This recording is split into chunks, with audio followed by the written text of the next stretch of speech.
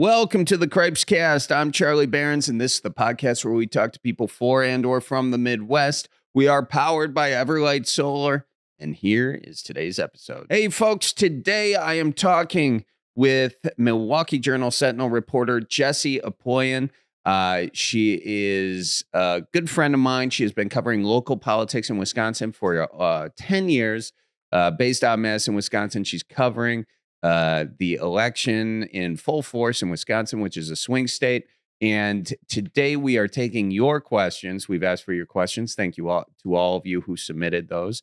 And we are having her answer them from, you're hearing it straight from the person's mouth who gets the information straight from the horse's mouth. So a lot of great stuff. We talked about everything from how to vote in your election, the importance of local elections, AI, the environment, Trump, Harris campaigns, both of them, the VP candidates. We cover a lot of ground in this. So it's a pretty good listen if you're looking to just kind of catch yourself up on this election, which is fast approaching. So, yeah, we got a lot of great stuff in here. So I'm going to shut up and let Jessie get to it. But before I do, I just want to say we are still raising money for Doctors Without Borders. They're helping out with the sort of countless wars going on around the world. They are doing incredible work. Check them out, doctorswithoutborders.org. And you can also follow them at Doctors Without Borders. All right, ladies and gentlemen, without further ado, here is my conversation with Jessie Opoien. So thanks for coming in. Obviously, very important election coming up, whatever side of it you're on. Everybody feels like it's a very important election. And that said, there's just like a lot of questions I've been getting, you know, kind of in my DMs. And so I thought it would be good to bring somebody on who is a how many years have you been a local journalist in Wisconsin? It's been a little more than 10, I would say, maybe like 10 to 12. 10 years covering politics, largely, right? Yeah, yep.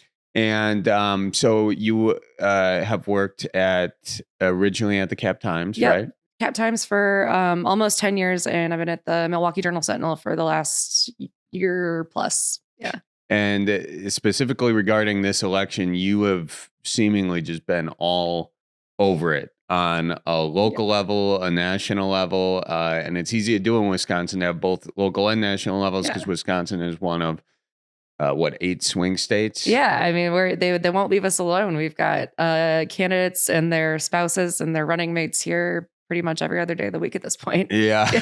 It is kind of the thing where it's like between that and the endless barrage of ads. Oh my God. Yeah. I think everyone's just kind of sick of it. Yes. And so I figure what better time than do a podcast about the thing everyone's sick about. Let's talk about politics. Everyone wants to hear about it. But in all honesty, I think a lot of people don't start paying attention until probably like September. But, you know. Really, yeah. I mean, that's really true. Like it's people like me and you to a certain extent and other people who are kind of tuned in are constantly paying attention to this stuff. But, you know, most normal people have lives. Yeah. And they don't really start paying attention until, September, October. And that's when we start really seeing the needle start to move. Yeah. And so with that, I think it's going to be good to kind of rip through some questions here. And a lot of these are questions from our audience. Right. So we got a couple questions from Hannah even. And then I've got a few questions that people wish to make anonymously, which I thought was interesting as well, that I think some people just don't want to bring any attention. And I get it. Say a lot of people just don't. It's hard. You know, you got friends, you got family who feel differently, and it's gotten more and more polarizing, I think, over the last 8-10 years. A lot of people don't really want to get involved in this stuff, publicly at least. Well, let's actually start with that aspect. Politics has become more polarizing. Can we pinpoint to when did that start? Obviously, I think Trump had a very, I think a lot of people will sort of credit him with a unconventional approach to politics. And I think that's sort of like the most neutral way you can say it. Yeah.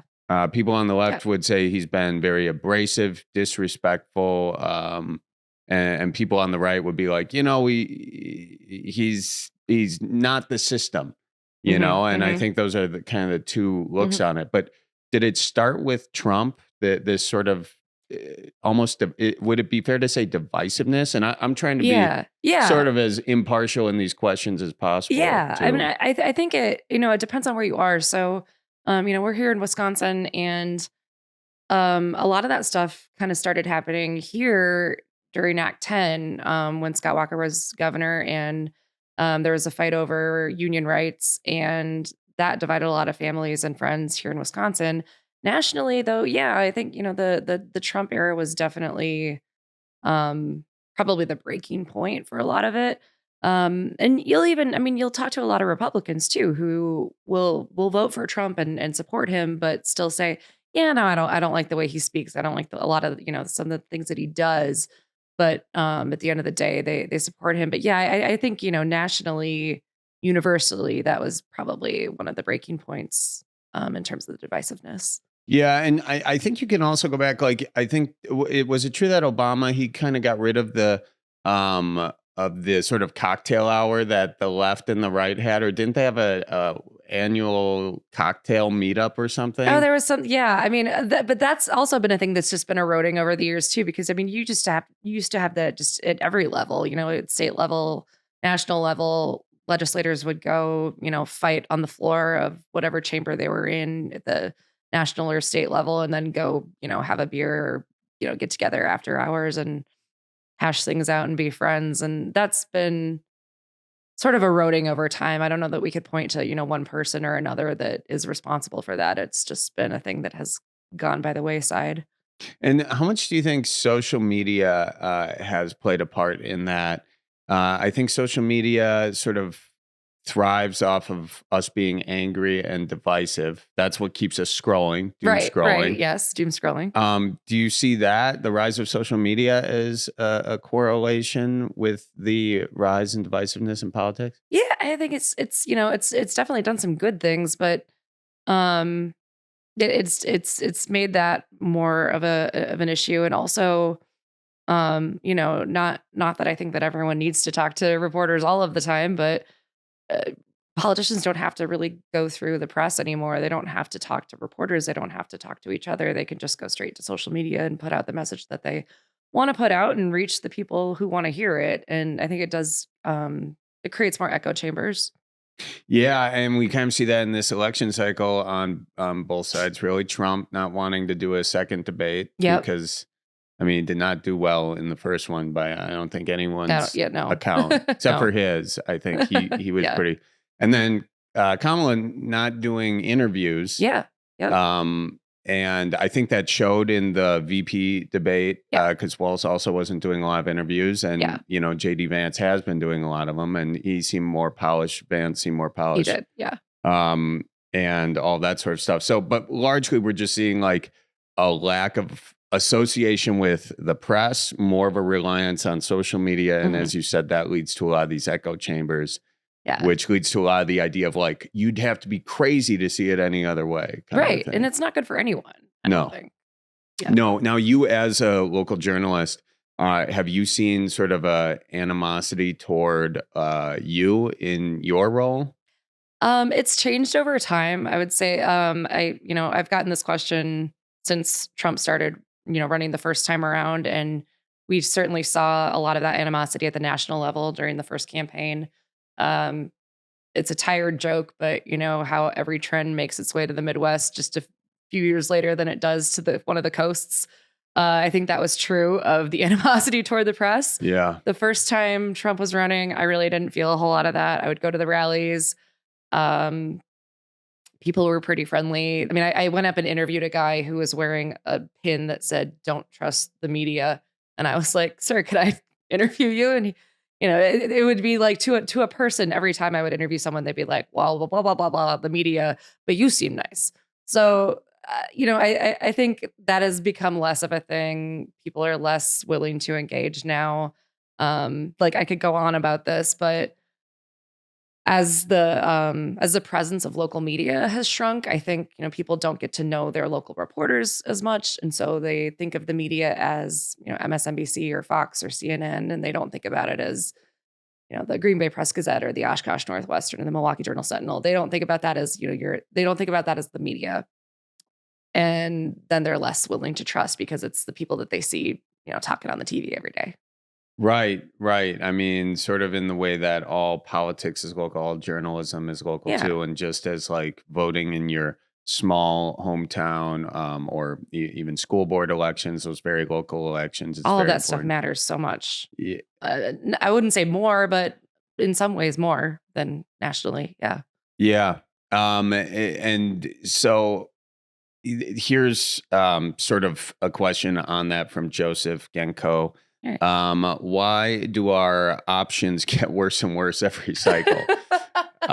Which is very interesting. Also, well, I'll let you.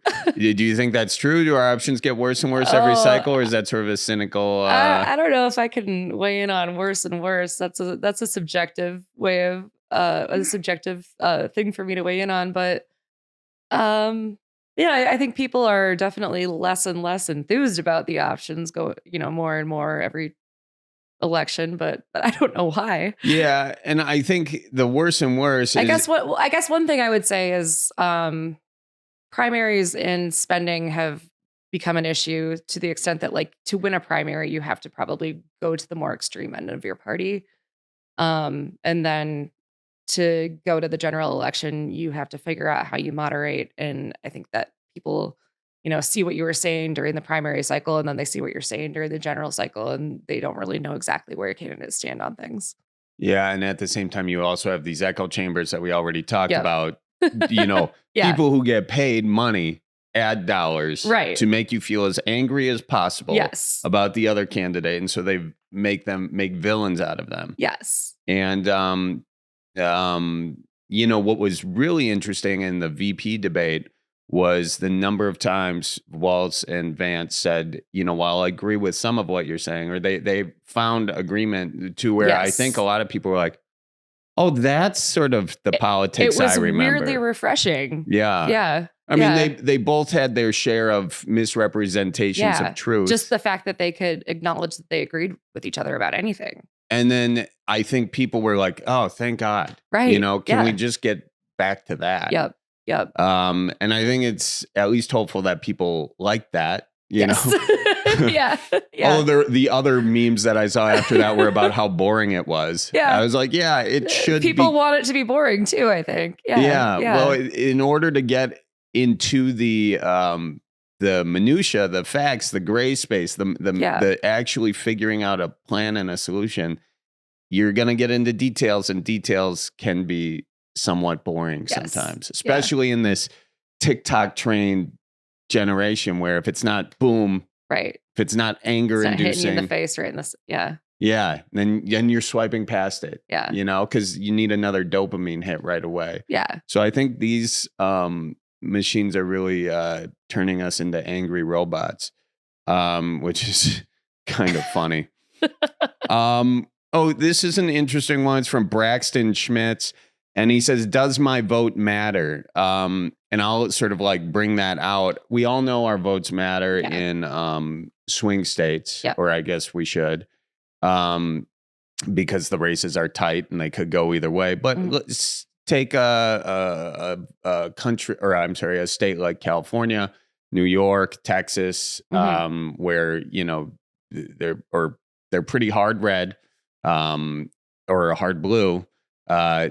Does their vote matter? It's, again, another cliche. Every vote matters.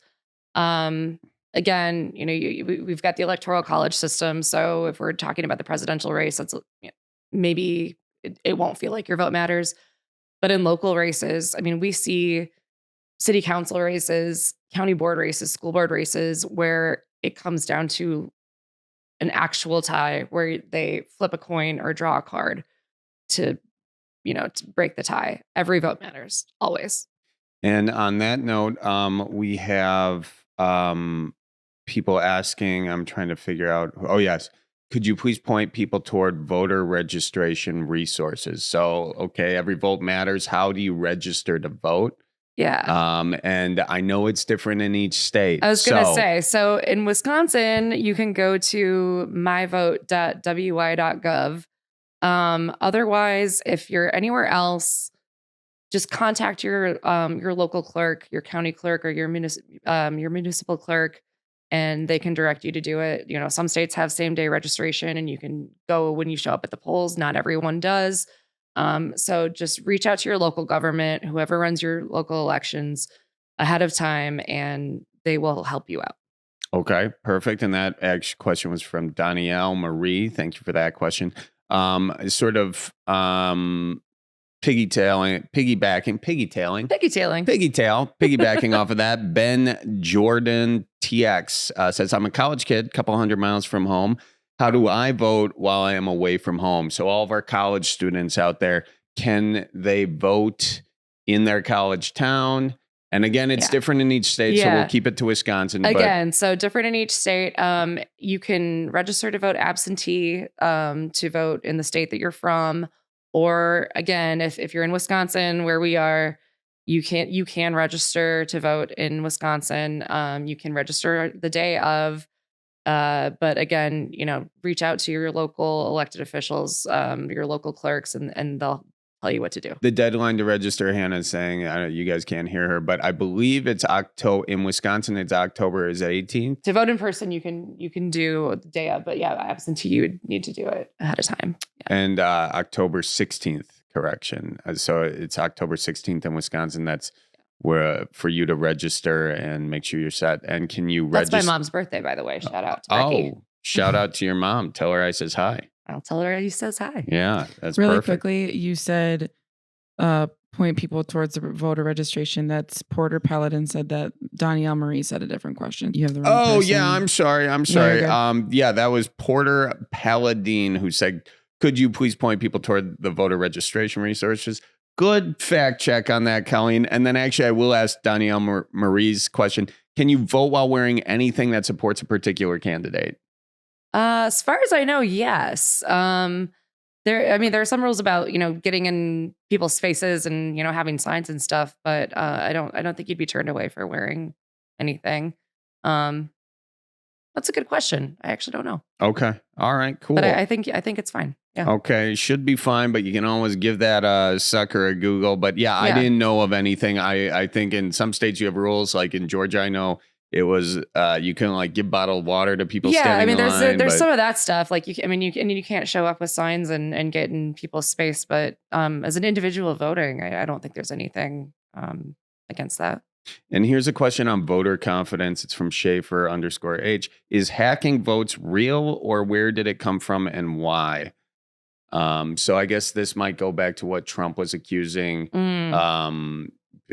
folks of doing after the 2020 election. Yeah. And I believe the company that he accused this of, Dominion, they there was no evidence of this, and they eventually sued Fox News, I believe, for pushing false stories and about Newsmax, and both of the companies had to stop, making the claims that they're making.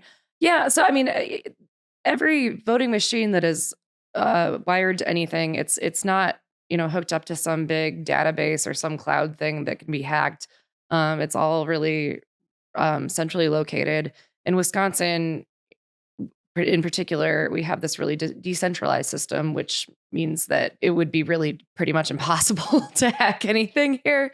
One of the other things that comes up, though, and I don't know if anyone's asked about this, is so like in Milwaukee, the night of at 3 a.m., you get this, what Trump calls a ballot dump, where thousands of votes come in. And that is because you're not allowed to start counting those absentee ballots until the day of. And so they start doing it during the day. And that means that at some point you have a whole bunch of votes coming in that weren't there before. And it doesn't mean that someone, hauled them in from somewhere or made them up, but they're just not allowed to start counting some of these things until the actual, election is in process. Okay. So, and that is something that, all elections I remember watching had that. Yeah. That was a thing. It's a thing in a lot of states. Some states have taken actions to change that. Wisconsin hasn't. There have been some laws introduced bills introduced to try to do that. They haven't passed, but yeah, it is a thing in other states too. Okay, cool. Now, in terms of, there's quite a few questions on misinformation. Sure. And one of them is just saying, like, how do you handle the misinformation that surrounds candidates and policies? So you as a journalist, how do you dig through all of it? Because there's so many people just so motivated to put misinformation into this election cycle. Yeah, it's tough. One thing that scares me, to be honest, is the introduction of, or the rising prevalence of AI. I think Jake Tapper on CNN actually just did a segment a couple days ago where he did the entire intro with an AI video of himself doing the intro. It wasn't him. So that's going to be a thing that we're going to have to figure out. And I don't know how we're going to do that. In terms of just actual misinformation, to a certain extent, that's always been our job to try to filter through some of that stuff. I mean, we get pitched a lot of opposition research. We get pitched a lot of stuff to wade through and figure out, is this real? Is it worth covering? Is it worth talking about? But I guess the best answer I have is we just have to keep talking to people and doing our research and doing the best we can to verify everything we can. And it is getting harder and harder though. And that question was from Master Sora 701. This follow-up question, is there actually an unbiased news source anymore? That's from Wardley 2165. So is there actually an unbiased news source? Well, I think that a lot of news outlets offer good, relatively objective coverage. When we talk about bias, every human being obviously has life experiences that inform the way that they view the world. I mean, you look at the world the way that you were brought up and through the experiences that you've had. I do the same. My job is to listen to other people and talk to other people and find the facts and do the best job that I can to present those fairly, find all of the sides. It's not necessarily two sides. There's a lot of sides to things a lot of the time. I don't know that anyone could truly be unbiased. I think it's more of the question of, can you present things fairly? Can you present them accurately? Can you be as transparent as possible? And in that case, yes, I think there are a lot of sources that are good at doing that. For me, I cover stories sometimes where it might be a bill, it might be an issue that comes up that I might feel a certain way about it. But then I go talk to someone, and then I go talk to someone else, and then I go talk to someone else. And every time I talk to them, I'm like, well, that's a good point. Well, that's a good point. Well, that's a good point. And they don't all agree with each other. And I think that most journalists, that's what they try to do. That's what we try to do, is just find those different points and try to present them as fairly as possible. But I mean, we're not robots. Everyone's got a little bit of a not yet anyway. The robots may replace us soon. But speaking of robots, can somebody say, well, perfect, why shouldn't I listen to the robot news? Do the robots have bias? The robots do have bias. So I work for the Milwaukee Journal Sentinel, which is part of the USA Today network. And we actually we have a thing. I hope I don't get in trouble for saying this, but there's a service that we have through our network that will go through your story and provide like the 3 key points from it. Mm-hmm. I recently did a story, like a long deep dive into the changing politics of Waukesha County. And I mean, I talked to a ton of people. I did a ton of research. I got all these demographic things, and the top 2 points of the AI robot summary were spot on. And the third one was just this like not throwaway, but little factoid that I had in there about the water, like the healing properties of the water that originally attracted people to Waukesha. And that was what the robot picked out as one of the 3 key points of the story. So no, I don't think we can trust the robots yet. But when they come for us, Yes, my overlord. I will trust you. them. Take me where you need to go.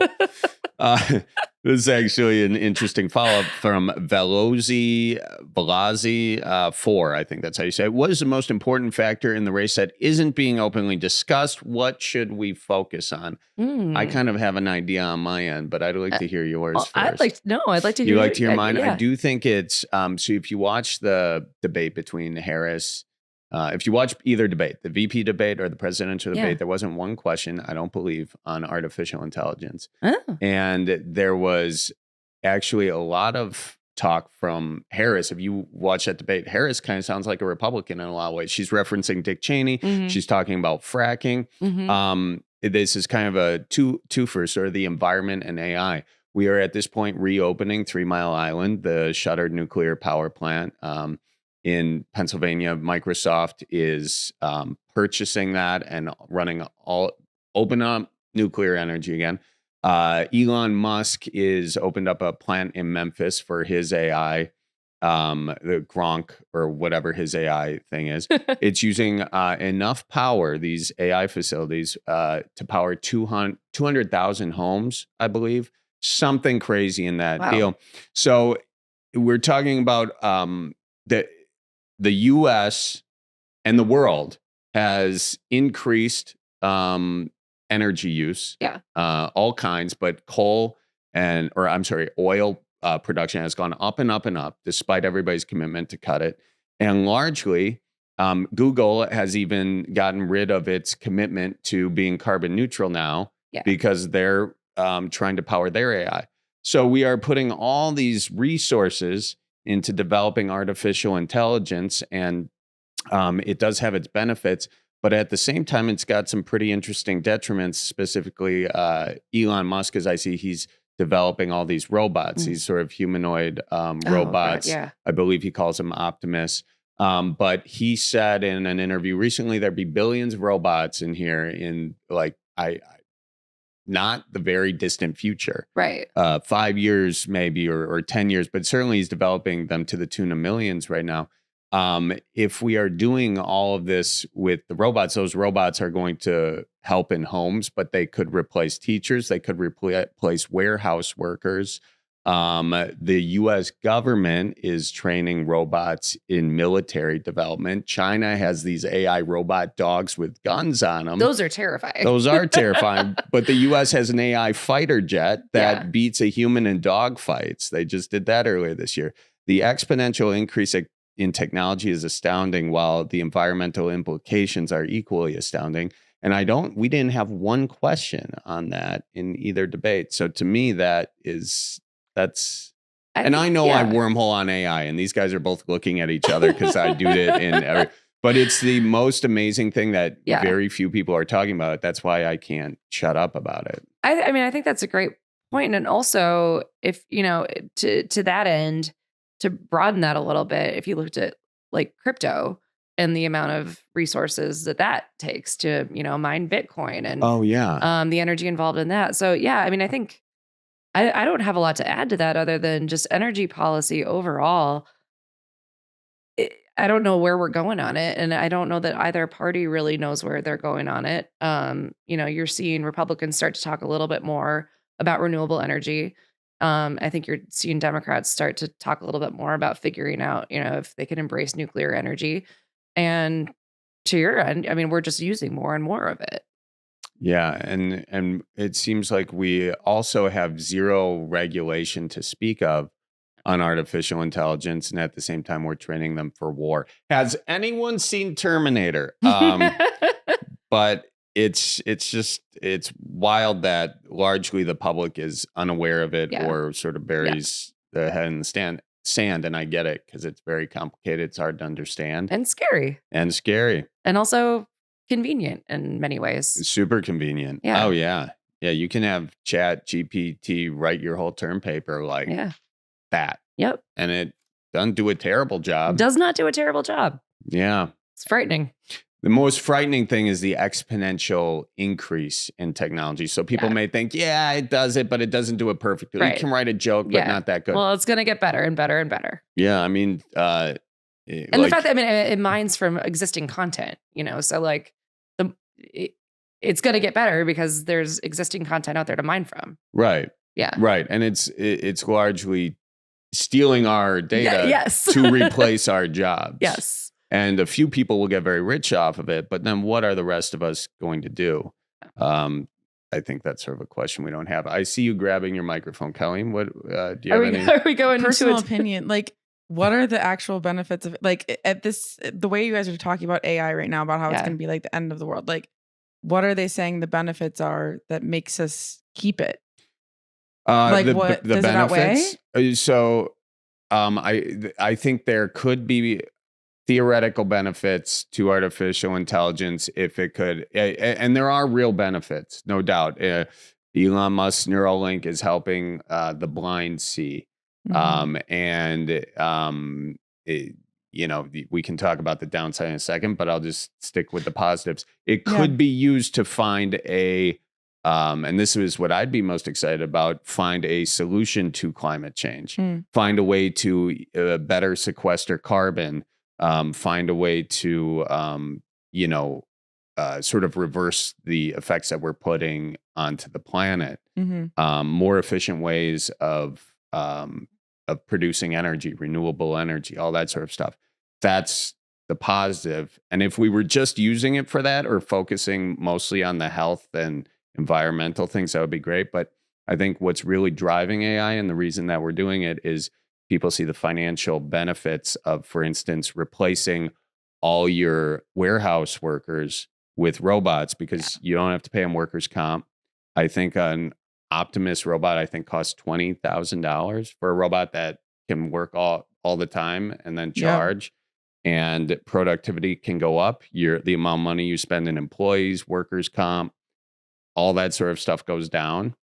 And so I think largely it's a financial benefit to those who have money. And that's kind of the way the world typically works. You know, if it's hard to find a financial benefit, if there's not a financial benefit, it usually goes to the wayside. Yeah.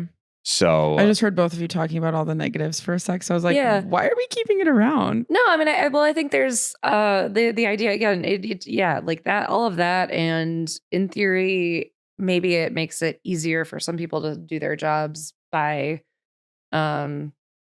just sort of making some of the tasks that you might do that are tedious part of the AI as opposed to something that you're doing every day. But yeah, it's still, I'm very wary of it. Yeah.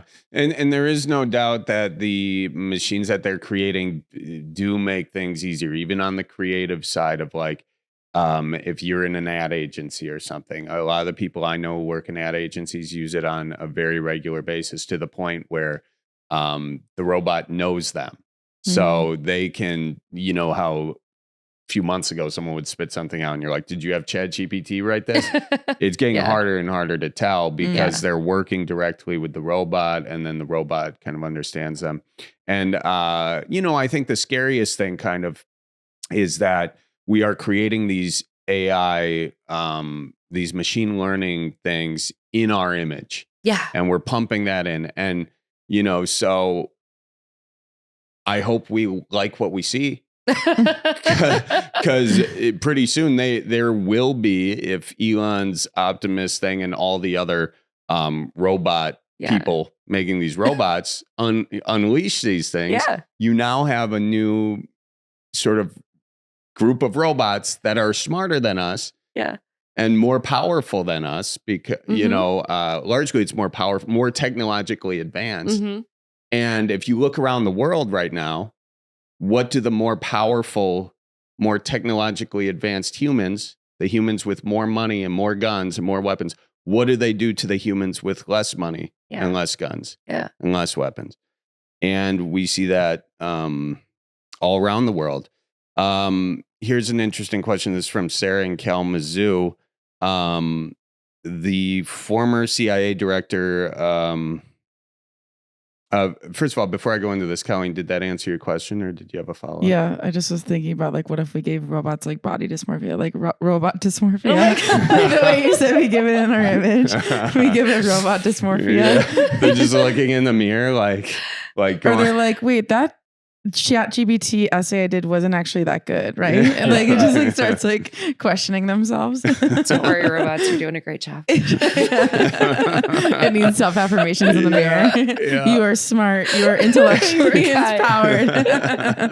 Anyway, yeah, you got my question. Folks, excuse the interruption. I just want to let you know that this podcast, the Cripescast, is powered by Everlight Solar. We got those solar panels on the roof helping you hear this podcast. That's where all the electricity comes from. And if you want solar panels on your roof, check out everlightsolar.com or contact them for a free consultation. And I also got to tell you, ladies and gents, Fleet Farm, oh my gosh, Toyland at Fleet Farm. It's almost here, which means your place to find this year's top toys will be open and ready for you to find gifts for everyone on your list. When they say everyone, they mean it. Barbie, got it. Lego, got those. Farm trucks and toys, of course. Do you even need to ask about them suckers? No matter what kind of kid you're shopping for, they've got something fun for everyone. Plus, on Saturday, October 12th, doors open at 7 a.m. and the first 125 customers will receive free 2024 Fleet Farm exclusive combine toy. So get that, and you can check out all their fun deals about Toyland online today. Just visit fleetfarm.com/Toyland. And ladies and gentlemen, also, if you're looking for Midwest merch, check out manitowocmint.com. We've got everything for you, from hoodies to t-shirts, sweatshirts, playing cards, bottle openers, you name it, we got it. Finally, folks, it is Optober. That means all the Ope stuff on manitowocmint.com. We got deals every single week. We got new deals coming. Could be on sweatshirts, could be on hoodies, could be on koozies, cribbage boards, playing cards, you name it. We've got it all there. Check it out. You can go to cripescast.com, click on the merch section, just go straight to manitowocminute.com. Either way, you'll find it. Follow our socials at manitowocminute, and you will get a new deal every single week for October. So thank you so much, ladies and gentlemen, and let's get back to my conversation with Jessie Opoien. This is from Sarah in Kalamazoo. I'm going to kind of paraphrase this, but essentially the former CIA director, Leon Panetta, says Israel pager attack was a form of terrorism. On the anniversary of October 7th, the Pope says, powerful impose war on others, world shows indifference. The Pope said that. The UN has said both Israel and Hamas have committed war crimes and crimes against humanity. And basically, she says that both Democrats and Republicans in the debates have seemed to be very on the side of Israel.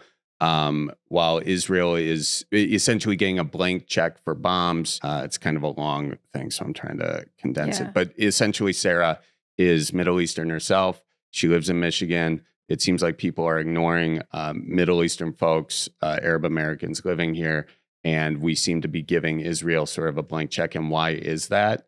And could there be more of a way to come up with peace with people in the Middle East as opposed to just backing Israel at any cost? Well, I'll start by saying I am in really no way qualified to answer this question. But I think there's been a tendency to definitely equate the side against Israel with Hamas as opposed to, Palestine or any Middle Eastern country. And there's just a tendency to sort of overgeneralize. I think, what the sides are here, what the stakes are. I think Kamala Harris has started to address this a little bit recently, but hasn't said much, one way or the other. Rallies that I've gone to, events that I've gone to, there have been protesters. I think they're getting attention. They're bringing that issue to light. But beyond that, I don't know that I really know it. I don't know that I could answer that. That is a very complicated one. The Middle East. It's also another one that was largely brought up, and then kind of like both parties like want to get past that. There's Definitely. a lot of. No, I mean, they certainly don't want to talk about it, and yeah, I mean that's the same thing. I mean, I think there are a lot of people who are. I mean, I think everyone probably agrees Israel has the right to defend itself, but not everyone agrees with the way that that Netanyahu's done that. Mm-hmm. And the way you've seen the different candidates approach this issue in particular when they've come to Wisconsin, do you see? You said Kamala has started to find some nuance in that. Yeah, I mean, they haven't been talking about it in Wisconsin. I would say that first, but she's talked about it a little bit, at least in some rallies, but it's not something that's come up, at least by their own volition in Wisconsin. Got it. No, that's interesting, isn't it? Because that they just wouldn't. I mean, it's sort of like if you look at the world right now, it's kind of a big deal. It could. I mean, that could be a hotbed for you can see the teams lining up for a potential world war on that. And it's the fact that neither have talked about how they're planning on de-escalating that and bringing peace to, or at least trying to bring peace to that region. That's somewhat telling that one of the most important things going on right now is not even being brought up, really. Yeah. We'll go to one of Hannah's questions here. Okay, it's really wild. This from Hannah. It's really wild that we've had an assassination attempt and then another possible one in the same year. Feels like the news cycle has moved on from both pretty quickly. Is that same initial energy still there? Are Republican voters still energized by those sort of assassination attempts? I mean, it is insane that is obvious. Probably one of the most obvious signs of how quickly our news cycle moves that has happened, and we move on as quickly as we have. I think they are. I was at the Republican National Convention here in Milwaukee, and the first night that Donald Trump came out, very, very recently after that assassination attempt, the energy in the room was electric. People were motivated. There were people even, wearing little bandages on their ears, I guess, in solidarity. Yeah, I saw those. But yeah, I think it's still motivating. But it's not. I don't think it's coming up as much as it did. Really, I mean, it was the only thing that people were talking about for a little while, and but Donald Trump's still talking about it, and it does certainly still, stir up the crowd when he does. Mm-hmm. Yeah, I think the larger view of that question too is crazy stuff keeps happening. Yes. And we keep blowing right past it. And crazier stuff keeps happening. I mean, the weekend before the RNC, we had an assassination attempt on the former president. The weekend after that, the current president dropped out of the race. And the vice president ascended to the top of the ticket. I mean, it just doesn't stop. Yeah, it does not stop. And it really hasn't stopped. And I think our ability to focus on one thing and forget things is miraculous. And I think that's largely because we are flooded with content on our phones. It's the robots. Well, I mean, now you're starting to talk like me, Jessie. All right. I know. Gosh. I know. I'm influencing you. I'm influencing you. No, but I do think the more we all catch ourselves scrolling. Yeah. And the distraction that creates, the dopamine hit that creates, and then also our lack of memory in it is kind of astounding. Here's another question. The left/Democratic Party is really trying to push a narrative that if Trump is reelected, it's the end of American democracy. How realistic is that really? Are some of their concerns valid? Is it mostly just fear-mongering? And is there anything that might be able to reassure people that won't happen? That's a big one. That is a big one. Now, I also understand some of those questions. You gotta, as a unbiased journalist, gotta kind of tread lightly. But is there any part of that? I mean, I think some very real and warranted fears were put in place on January 6th of 2021, and I think that we should be paying attention to that and remembering that. I also think that there are a lot of strong checks and balances in place when it comes to, Supreme Court, Congress, state legislatures, governors. There's a lot in place to keep that from, to keep our democracy from toppling. But I also think that people need to definitely be paying attention to that and remembering that and, doing their best to take care of it. On that note, in the vice presidential debate at the end, J.D. Vance was asked if he would have certified in the way that Mike Pence did, certified the election. If he would have done that, he did not answer that. And that is one of those checks and balances that you're talking about right now. Yeah. How concerning should that be? How unprecedented is sort of that statement? Or does that make sense with where J.D. Vance is as it relates to Trump? Mm-hmm. And if that's too political, no, it shouldn't be a question. We know that our elections are fairly and freely and safely conducted. So yeah, it really that's certainly how I hope more people feel. But I think a lot of that comes from the erosion of people's faith in the electoral system. And on that note, has there been any people? We had a couple questions on voter fraud. I got some in my DMs. Yeah. Has there been widespread evidence of voter fraud in the U.S. elections? No, there has not. And the thing that I would say to anyone who has concerns about elections, about the results, about whether they can trust the results, whether they can trust the way they're conducted, they're so open to observation. Contact your local clerk. Again, if voter registration, election observation, whatever you want to do, contact your local clerk, contact election workers, go be an election worker, go be a poll worker, or just go watch. There are rules about observation. There are limits on where you can be and what you can do, but you can watch it all, and you can watch the canvassing, and you can watch the results being counted. If you have doubts or questions, just go watch. Yeah. I think that is that's a great reminder for people, and I think it brings up the larger point of so much of the anger and the conspiracy or the fear mongering happens when you're doing this, like when you're sitting in there doing that.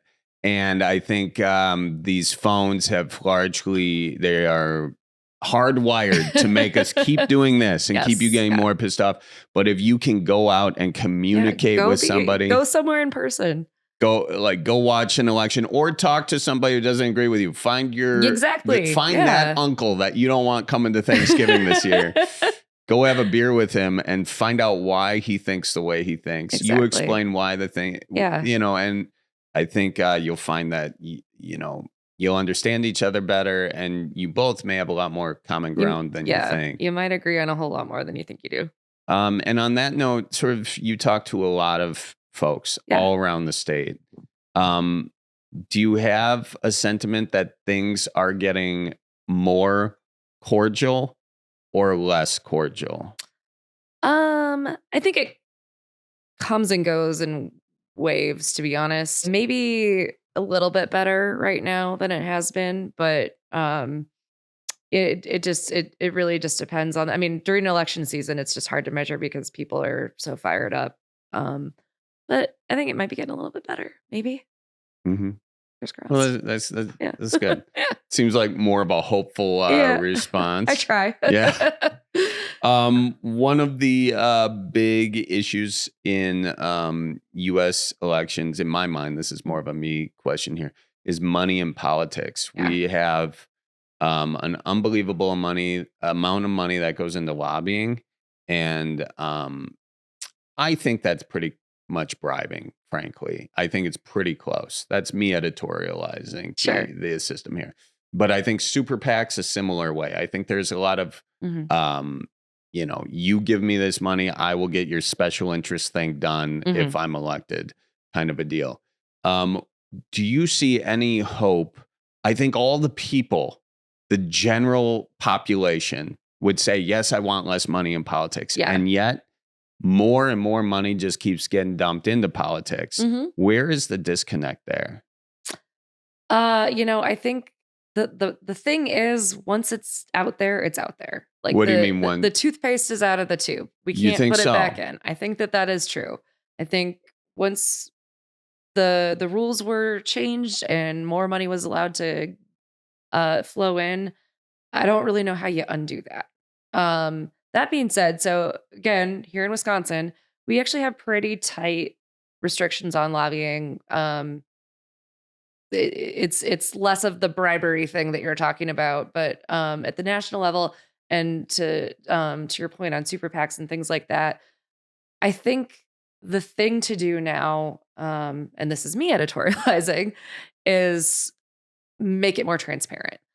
I don't know that we can restrict it now that it's out there, but we can impose more regulations on disclosing who's spending and what they're spending, and where they're spending it. But let's say most people don't want the money in politics. They want there to be a limit. Like each person, you can't give more than $200. Well, I mean, you've got the limits on campaigns, but then you've got the PACs and the super PACs and the independent expenditure committees. And how do you define, what an independent expenditure committee can spend and what they can spend it on? There are so many little loopholes out there to close. Because we made the loopholes. Yeah, but why can't, let's say we were interested in getting money out of politics. Yeah. At the federal level. Yeah.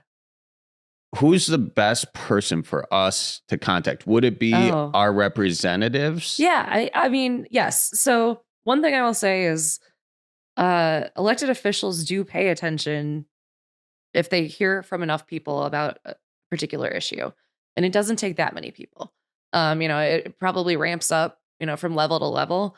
But say like a state legislator, state legislator obviously can't do anything about federal stuff, but like they hear from a dozen people, they're probably going to pay attention because it's a dozen people in their district that are voting for them. So say at the federal level, they hear from 100 people. It might not change anything, but they do pay attention and they do listen.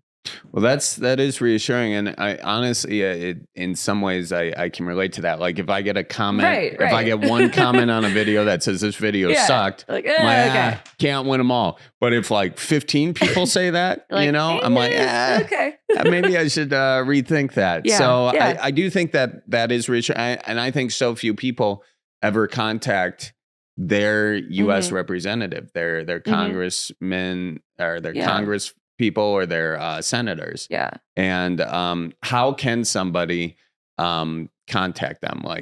So I mean, you can go online and find all of the contact information for everyone by just going to the congressional websites or the state legislative websites.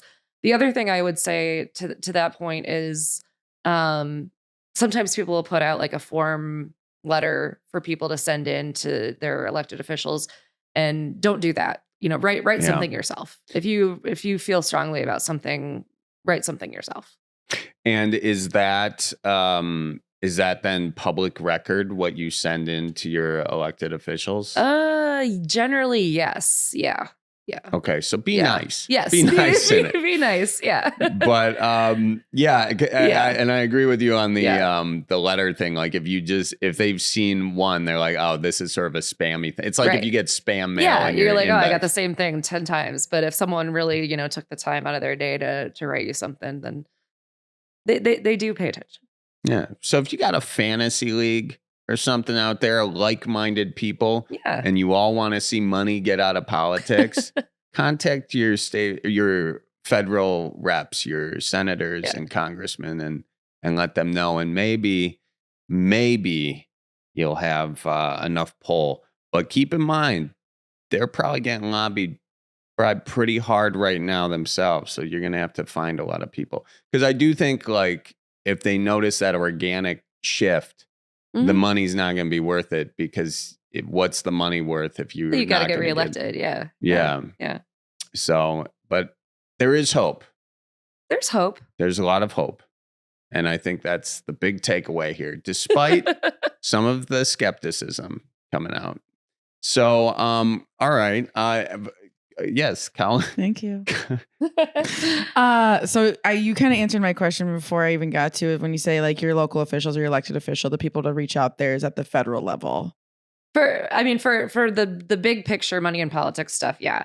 I mean, we have state campaign financing issues too, but if you're talking big picture, go federal. Yeah. Okay. Just because like sometimes you hear people be like, reach out to your like elected officials, and then it's like, another question I had was kind of like when you were talking earlier about voting local and like it's important to see how it impacts you directly. I was like looking at like USA.gov, and it has like, you can look up where you are and like state officials, local officials by city and county.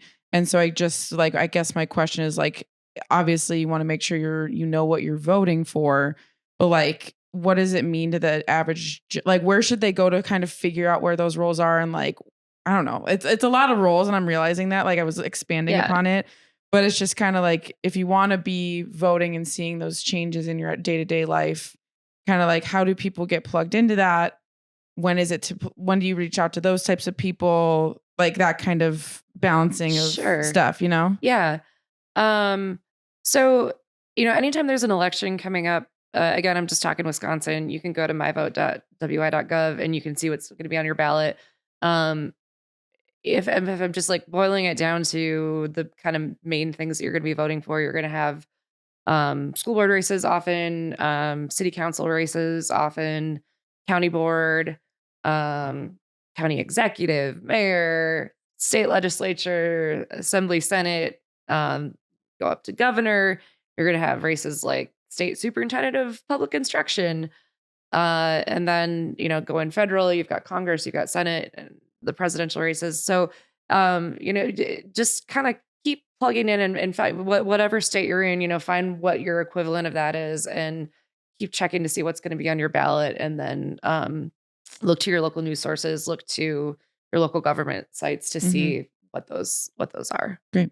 Awesome. Hannah, did you have any questions that you didn't get answered? Okay, so politics, this is a great question, Hannah. Politics is becoming less and less bipartisan / moderate, and it's becoming more and more right, left wing. But it seems like Kamala Harris and Tim Walz and even Vance and in the VP debate are really trying to get away from that, trying to get away from the us versus them narrative to move toward bipartisanship. Tim Walz has also said on the campaign trail that it's disappointing that young voters have never really seen a, quote, normal election, unquote, and can't remember a time when politics wasn't this explosive, taboo subject at family gatherings. So the question is, could we actually see a return back the way things used to be? Like I've answered before, I think these things come in cycles and waves. There have been times when politics have been this explosive. There have been times when it's been, you know, this offensive in terms of people, you know, going back and forth with each other. And I think we are at a point where, yeah, people are tired of gridlock. They're tired of fighting. I mean, they're just tired. So yeah, I think we might maybe get there. Hopefully we will. I totally agree. I hope so. Again, hope. Here is one more question that I passed up. This is on Project 2025. Trump says he has nothing to do with it, won't adopt it.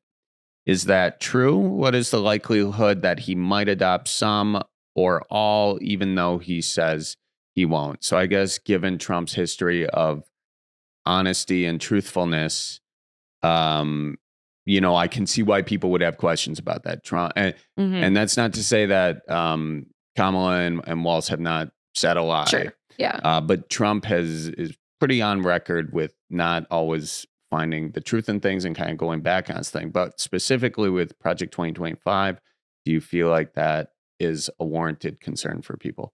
You know, he has publicly disavowed it. He's done a lot to try to distance himself from it. At the same time, he's still bringing people associated with it out to campaign for him. You know, who can predict what Donald Trump's going to do? I sure can't. But right. You know, he's saying he's not going to do it, but he has not totally disassociated with everyone involved with it. So his actions aren't necessarily lining up with his words. Yeah. Okay. All right. Well, last question. Does your dad have any questions? Jesse's dad is you got here. Any questions? Can it even be a question you've always wanted to ask your daughter? You know? Oh, I don't know about that. Oh, yeah. Sure. Can we give him the microphone? Comment on the AI. What's your thought on the AI? Okay, Jesse's dad. Yeah. So the good part of AI, I mean, they've used it to develop new drugs. I mean, my dad's a doctor, by the way. Oh, retired doctor. Well, this is great, getting a doctor's perspective. That's right. So, you know, they can cut down on a lot of the cost of developing new drugs by using computers to test them with data analysis. And same way with, a lot of the theoretical physics, or I'm also a retired theoretical physicist. Oh, wow. My dad's got a lot of degrees. A lot of degrees. But proving things in physics and math, some of these things where people had spent 20 years doing something, now they can actually use a computer and AI to sort through and find the right direction to go. So it does have... It does. Okay. No, I really want to. I'm glad that you're here to balance out my my paranoia. Do you think you listen to my sort of like thing? Do you think that's warranted, or can you say something to me that would sort of almost reassure myself and those like me that are concerned about maybe replacing jobs without us knowing what to do in that regard, or these robots sort of becoming their own sort of civilization, not needing us? Is that unwarranted? No, I think that's a very real concern. Very, very much so. Jessie's mom, my wife, she's been talking about the implant forever. So. She's always been afraid of the robot implant in the brain. Well, and so we talked about the benefits of Neuralink helping people see. Yeah. Neuralink is Elon Musk's brain implant, which helps folks. At the same time, you take all the blind people who they're putting that in, they're also using that as an opportunity to test other things. Yeah. And if you listen to Elon Musk talk, he did a podcast, done several podcasts with Lex Friedman where he's gone into detail on this. And I'd encourage people to go listen to them. But he thinks that within a matter of, I believe it's 10 years, we're talking hundreds of thousands, if not more, people with those implants in. And their neurological muscle movements are improved. So they can almost move. They're better. Yeah. Than so now you're looking at what's the Olympics going to look like in 10 years? And then also you can now Elon Musk has also said that this is a good argument against robots taking us over, because if we have these people with the brain implants, sort of the cyborgs, they can help defend to protect humanity. So those are the conversations that the guy who's inventing it is happening. So I'm not trying to be a conspiracy theorist. I'm not a conspiracy theorist. Someone get his metal hat. No, but that's the thing about this. It's a thing, though. It's a thing. It sounds like you're a conspiracy theorist because of the way technology exponentially improves. And so something that seems like way out of line all of a sudden just starts happening. Yeah. Like, do you remember when bird scooters came to Milwaukee? Yeah. And it was like, I don't know what a bird scooter is. What is that? And then all of a sudden, boom, bird scooters are here. It's kind of similar to these robots that everyone's like, I haven't seen a robot, but all of a sudden, like, they're being manufactured now. And then one day, boom, we have robots here that people are testing and you get used to them.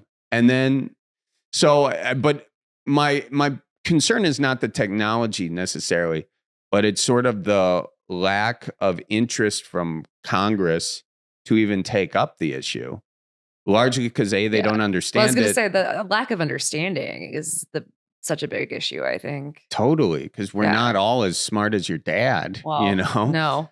Don't tell him that.